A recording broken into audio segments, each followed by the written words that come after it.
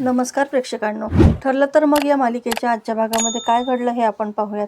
सायली जेव्हा सचिन आणि साक्षीला समोरासमोर पाहते तेव्हा तिला खूपच मोठा धक्का बसतो. आता हे दोघेसुद्धा तिला पाहतात, त्यांनासुद्धा खूप मोठा धक्का बसलेला असतो आणि ते लगेच दोघेही तिथून पळ काढतात. सायली त्यांच्या पाठीमागे त्यांना पकडण्यासाठी धावते, मात्र ते दोघेही तिच्या काही हाती लागत नाही. म्हणजे साक्षी जिवंत आहे आणि ती इतके दिवस आम्हा सगळ्यांना फसवतीये, यांना लवकर सांगायला पाहिजे. आणि मग ती लगेच अर्जुनला कॉल करते, पण अर्जुन काही फोनच रिसीव करत नाही, कारण तो क्लायंटबरोबर मीटिंगमध्ये बिझी असतो. आता सायली त्याला वारंवार कॉल करते, पण तो काही फोनच उचलत नाही. त्यानंतर ती विचार करते की आपण पोलिसांना सांगावं. मग ती लगेच पोलीस स्टेशनला कॉल करून सांगते की मी अर्जुन सुभेदार यांची बायको बोलते आणि मी आत्ता साक्षी शिकरे यांना पाहिले. इन्स्पेक्टर म्हणतात, पण त्या तर मेल्या आहेत ना? तेव्हा सायली म्हणते, नाही, ती जिवंत आहे. मी स्वतः माझ्या डोळ्यांनी पाहिलं आहे आणि तुम्हाला लेखी हवं असेल तर मी लेखी द्यायला सुद्धा तयार आहे. आता हे सगळं ऐकून इन्स्पेक्टरला सुद्धा धक्का बसलेला असतो. ते म्हणतात की मी आत्ताच्या आत्ता ॲक्शन घेतो आणि इन्स्पेक्टर लगेच अर्जुनला कॉल करतात. अर्जुनला ते सांगतात की तुमच्या बायकोचा आत्ता फोन आला होता. त्यांनी असं सांगितलं की त्यांनी साक्षी शिकरेला पाहिलं आहे आणि ते जिवंत आहेत. त्या लेखी देण्यासाठी सुद्धा तयार आहेत. पण तुम्हाला याबद्दल काही माहीत आहे का? अर्जुन त्यांना म्हणतो की नाही, याबाबत मला काहीच कल्पना नाही.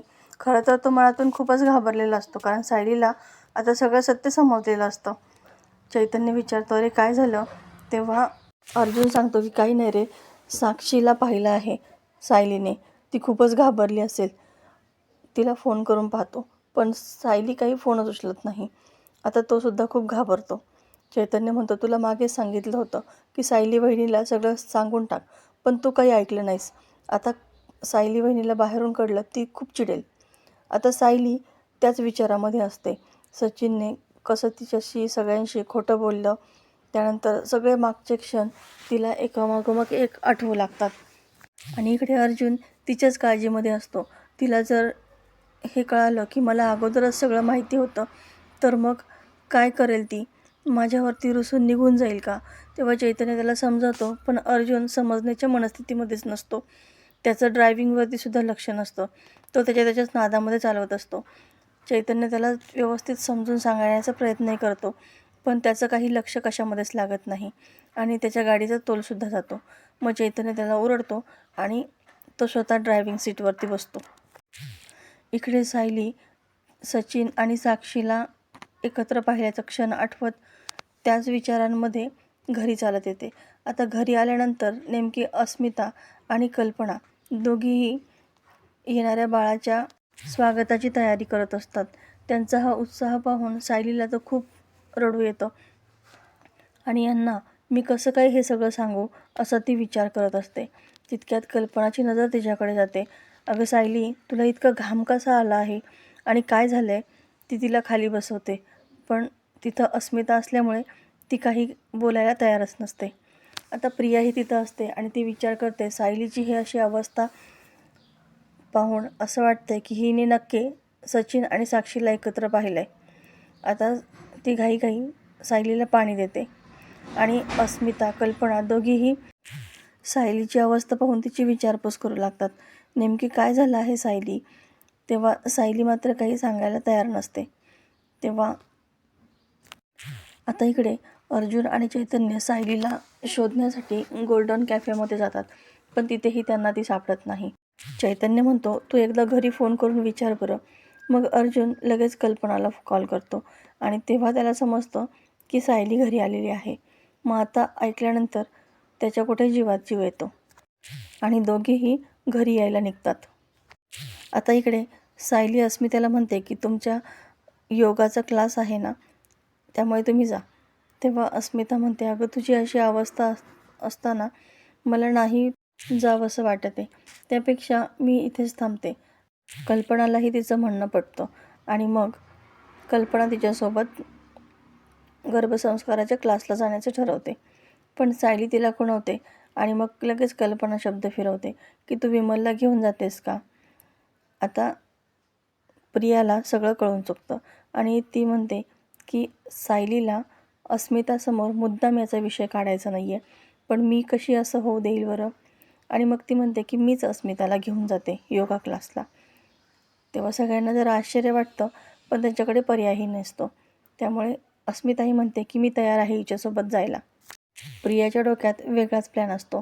ती अस्मितेचा आणि तिचा दोघांचाही फोन पर्समध्ये टाकते आणि पर्स मुद्दाम तिथेच ठेवून अस्मिताला घेऊन निघून जाते. आता इकडे अस्मिता सचिनला मोबाईल मागते, मात्र तो काही द्यायला तयार नसतो. तेव्हा अस्मिता म्हणते, लवकर मोबाईल दे, नाहीतर गाडीच्या पेट्रोलची डिक्की खोलून त्याच्यामध्ये आग लावून तुला या गाडीमध्ये जिवंत जाळून टाकेल. आता मात्र सचिन चांगलाच घाबरतो आणि साक्षी रागातच त्याच्या डोक्यावरती स्टीलची बॉटल मारते आणि सचिन बेशुद्ध होतो. आता ही चांगलीच घाबरते. तिला असं वाटतं की सचिन मेला की काय. आता इकडे कल्पना म्हणते की अहो, सायलीला आपल्याशी काहीतरी बोलायचं आहे. आता सायली सांगते की मी जे आज पाहिलं आहे ना, ते खूप भयानक होतं आणि तेच मला तुम्हाला सांगायचं आहे. पण अस्मिताताईंसमोर सांगता येणार नव्हतं. आता प्रतापलाही उत्सुकता वाटू लागते. तेव्हा सायली म्हणते, आज मी यांची वाट पाहत कॅफेमध्ये बसले होते आणि त्यावेळेस तुम्हाला माहिती मी तिथं कोणाला पाहिलं? सचिन भाऊजींना पाहिलं. ते त्यांच्या गर्लफ्रेंडबरोबर होते, म्हणजेच साक्षी महिपत शिकरेबरोबर होते. आता यांना सगळ्यांना खूपच मोठा धक्का बसतो. आता इकडे साक्षी सचिनच्या नाकाला त्याचा श्वास चेक करते आणि खुश होते की अरे सचिन, तू जिवंत आहेस, तू मेला नाही आहेस, तुला जगावंच लागणार आहे, माझ्यासाठी तुला जगावं लागणार आहे. मी काय मागितलं होतं बरं तुला? फक्त तुझा मोबाईल तर मागितला होता. कुठे बरं तुझा मोबाईल? आणि ती त्याच्या पॉकेटमधून त्याचा मोबाईल शोधून काढते. आता सचिन मात्र बेशुद्धच असतो. साक्षी त्याचा मोबाईल स्विच ऑफ करते आणि त्याचा मोबाईल ताब्यात घेऊन ती त्याला तिथून घेऊन जाते. आता इकडे सुभेदारांकडे मात्र खूप मोठा सगळ्यांनाच धक्का बसलेला असतो. साक्षी शिकरे ती तर मेली आहे ना, मग ती जिवंत कशी, असा प्रश्न ते विचारतात. तेव्हा सायली म्हणते, मलाही तसंच वाटलं होतं, पण मला खूप मोठा धक्का बसला जेव्हा मी त्या दोघांनाही एकत्र पाहिलं. तितक्यात अर्जुन आणि चैतन्यही तिथे येतात. तेव्हा कल्पना त्यांना सांगते, पाहिलं का सायली काय सांगते? तिने साक्षीला पाहिलं आणि साक्षी म्हणजेच सचिनची गर्लफ्रेंड आहे. तेव्हा अर्जुनलाही खूप मोठा धक्का बसतो. आता साक्षी घडलेला सगळा प्रकार त्यांना सांगते.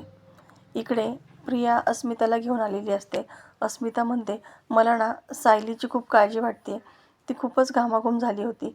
आता प्रिया मुद्दाम वरवर गोड गोड बोलायचा प्रयत्न करते. अगं, टेन्शन घेऊ नकोस तू, हां, मला कळतं आहे सायलीच्या पूर्ण बिहेवियरवरून असं वाटतं आहे की खूप मोठा काहीतरी प्रॉब्लेम झाला आहे, पण तू काळजी करू नकोस.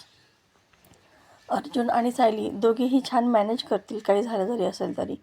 आता अस्मिताचं काही मन लागत नाही. तिला फोन करायचा असतो, पण ही पर्सच घरी विसरते. मग अस्मिता म्हणते की आपण घरी जाऊयात. इकडे साक्षी महिपत आणि तिच्या घरी सचिनला घेऊन येते आणि सचिनला पाणी मारून शुद्धीवर आणते. आता सचिन जेव्हा शुद्धीवर येतो तेव्हा तो इकडे इकडे पाहतो तर वेगळंच घर असतं आणि तो म्हणतो, साक्षी, अगं तू माझ्या डोक्यामध्ये बॉटल मारलीस, असं का केलंस?